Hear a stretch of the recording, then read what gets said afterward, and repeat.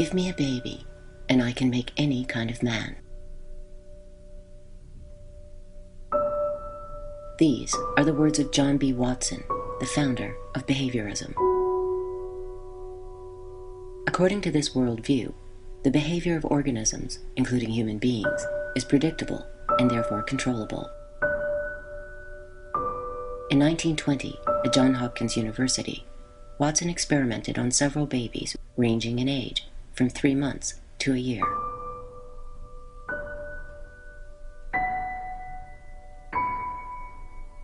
The experiments were remarkable in their simplicity.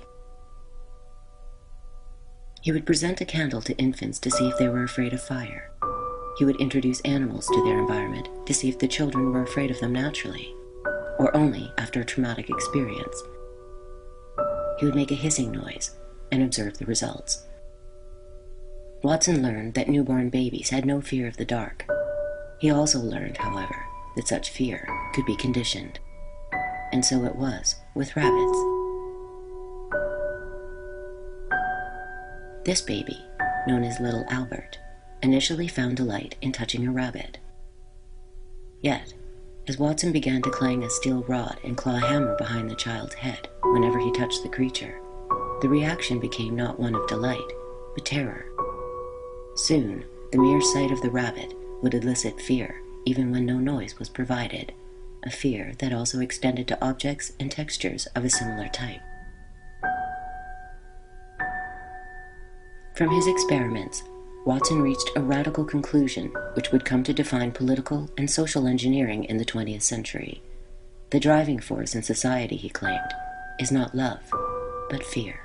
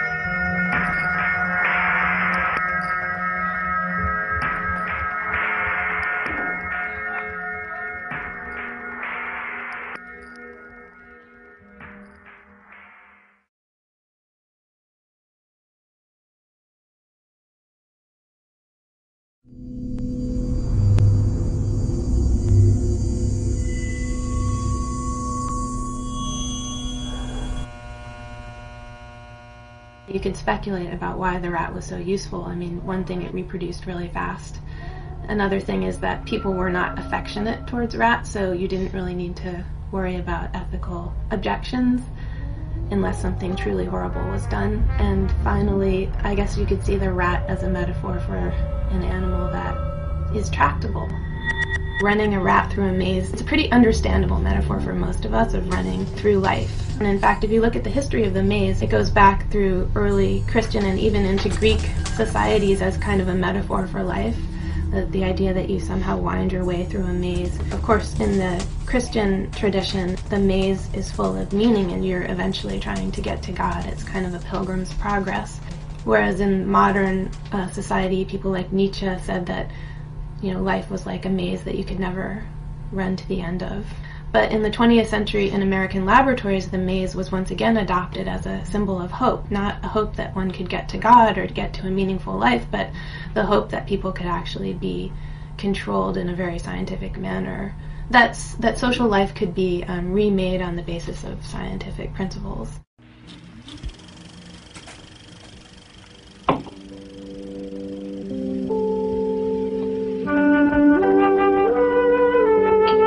In the roll call of scientific pioneers, few names will summon the passionate controversy as that which surrounds B.F. Skinner.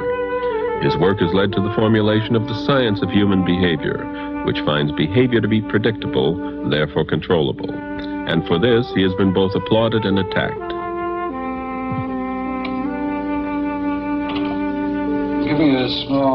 The science of behavior is based on the principles of operant conditioning. These principles and their practice